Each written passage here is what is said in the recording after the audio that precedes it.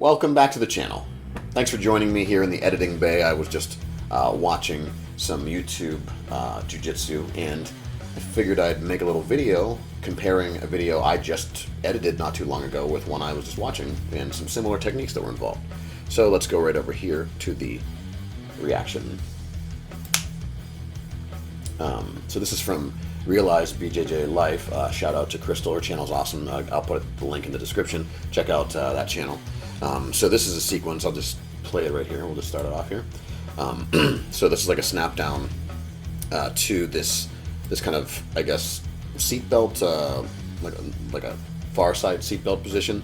Now the move that I usually try to hit from here is, I like to call it the pull and peel, because it's the twist you can't resist. It's a Twizzler. So getting underneath the chin. There's a whole video. I'll put the link to that video below. We get under the chin and turn the bottom player's chin up towards the ceiling, away from you and up towards the ceiling, and it kind of it necessarily turns their whole shoulders, and then you can flip them over and kind of get some control. Well, I'll give you that in a second, but so here's what happens. And actually, Crystal ends up in a similar position, this like alligator roll kind of position.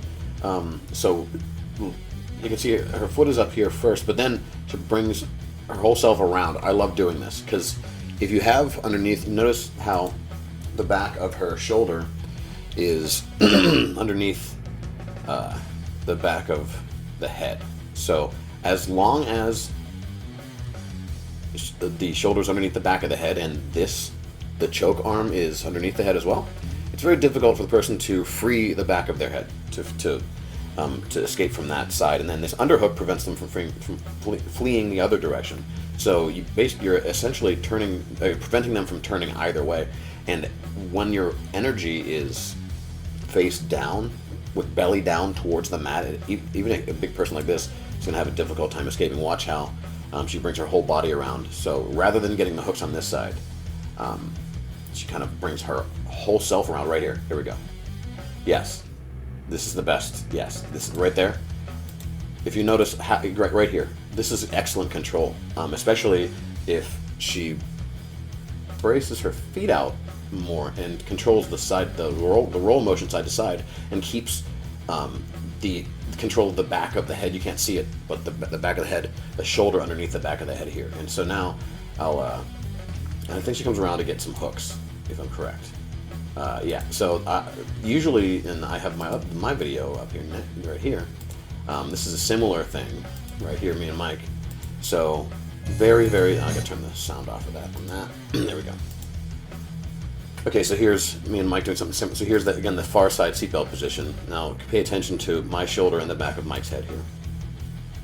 So I actually, yeah, he did the same thing. He rolled me all the way over. Sometimes you can twist. I didn't even get the chin twist. Sometimes they'll roll you over, and that's fine. That's when you do this alligator roll thing. So notice how I'm not trying to get this hook here. I actually, for a second there, was keeping my foot on the underneath of his leg so he couldn't turn towards me.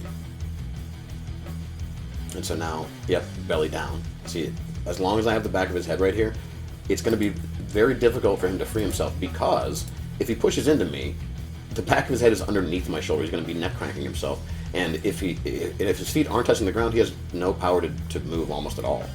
So notice how I'm balancing myself on my thighs and toes here. And that's controlling that side-to-side motion. And this is what I was talking about, no hooks. And sapping, or taking his ability to post away by having some ability to move on my base here. So my hooks aren't in, but I can, if he pushes back on me, I can move my shoulder further up into the back of his head so he's neck cranking himself. If he tries to scoop down, I just follow him, and then I can finish the choke if I have my hand under his neck.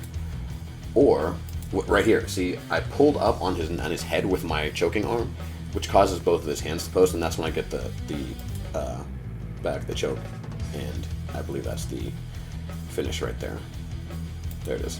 So as you can see, there's a couple different things you can do from that snap down to overhook position.